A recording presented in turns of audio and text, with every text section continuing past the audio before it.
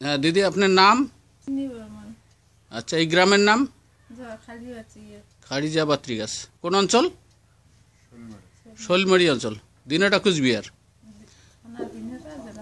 জেলা কুচবিহার। দিদি, আপনার ওই কি রোগটা ছিল, প্রথমে কি হয়েছিল বলুন তো একটু? Breast tumour.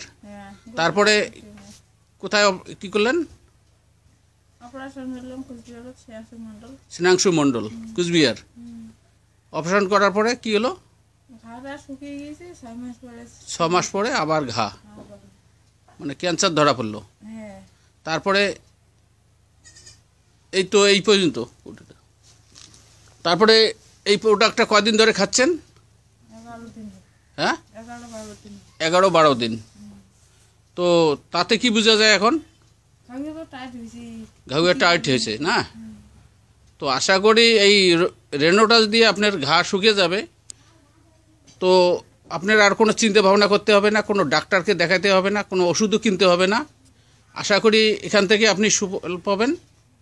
ঘা হয়তো একটু সময় লাগবে, কিন্তু ঘাটা আপনার একদম নির্মূল হয়ে যাবে।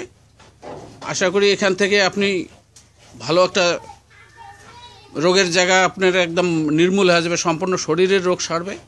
তো দিদি বলুন তো, রকিং রেনোটাস। হ্যাঁ।